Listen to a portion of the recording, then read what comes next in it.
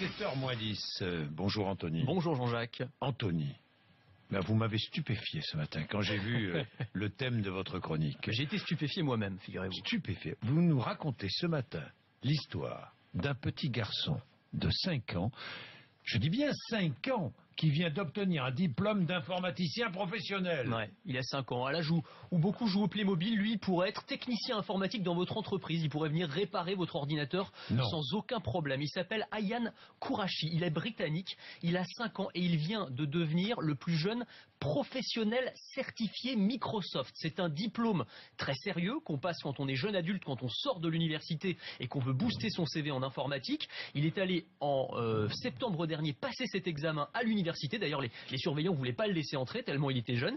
Il est finalement entré. Il a passé cet examen haut la main. Il a trouvé ça difficile mais amusant, dit-il. Alors j'ai regardé un petit peu à quoi ça ressemblait cet examen. C'est des questionnaires ultra techniques sur des logiciels, des études de cas, du codage à taper à l'âge où beaucoup ne savent pas encore lire. Lui, il est déjà capable de faire tout ça. Il a une mémoire extraordinaire. Alors s'il est aussi précoce, c'est aussi parce que son papa, qui est aussi informaticien, l'a initié aux joies de l'ordinateur dès l'âge de 3 ans. Il le fait travailler tous les jours 2 heures sur les subtilités des systèmes d'exploitation, sur Windows, etc.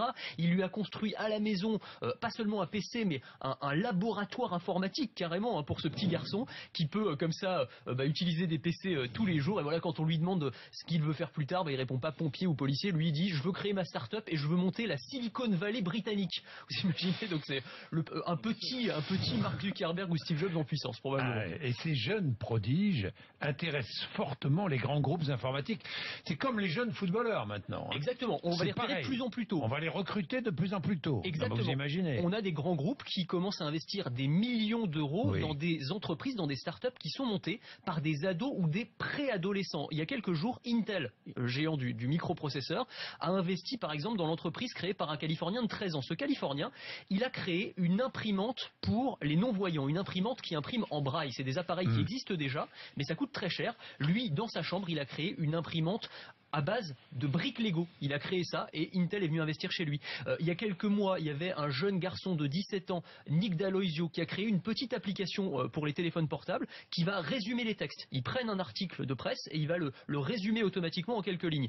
Yahoo s'est montré très intéressé. Ils ont acheté son entreprise pour 30 millions de dollars. 30 millions de dollars pour ce jeune garçon de 17 ans qui vivait encore chez ses parents. Et puis cette lycéenne qui va peut-être révolutionner notre vie quotidienne, elle a inventé une technologie capable de recharger un téléphone mobile en moins de 30 secondes. Ah ça, je sais que ça vous intéresse, Jean-Jacques. Ça m'intéresse, parce que ça m'irrite au plus haut point. Absolument. Ces téléphones mobiles qui se déchargent à vitesse grand V. C'est une des clés de l'industrie du mobile aujourd'hui, faire des smartphones qui se rechargent plus vite. Et elle a 18 ans, elle est passionnée de nanochimie, cette jeune fille, et elle a créé un composant électronique, ce qu'on appelle un supercondensateur. C'est un composant, un petit rectangle de plastique qui va permettre de stocker de l'énergie et de recharger un smartphone en l'espace de quelques secondes. Ça pourrait être une petite révolution dans l'industrie du mobile. Elle a déjà reçu des marques d'intérêt de Google. Depuis, elle est étudiante à Harvard et voilà, elle va peut-être révolutionner notre vie quotidienne, cette jeune fille.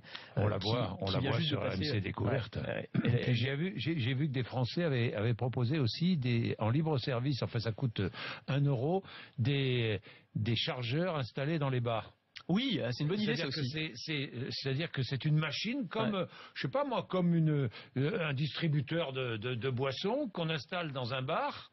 Et on branche son téléphone. On peut aller brancher son téléphone. C'est pas mal. Alors il y a plusieurs cases pour plusieurs téléphones. Vous avez une clé. Il y a un code ou une clé, et puis on branche. C'est pas bête. C'est déjà servi, moi ça m'a sauvé à Londres. À Londres, ils ont transformé les vieilles cabines téléphoniques traditionnelles, pareil, en chargeur de smartphone.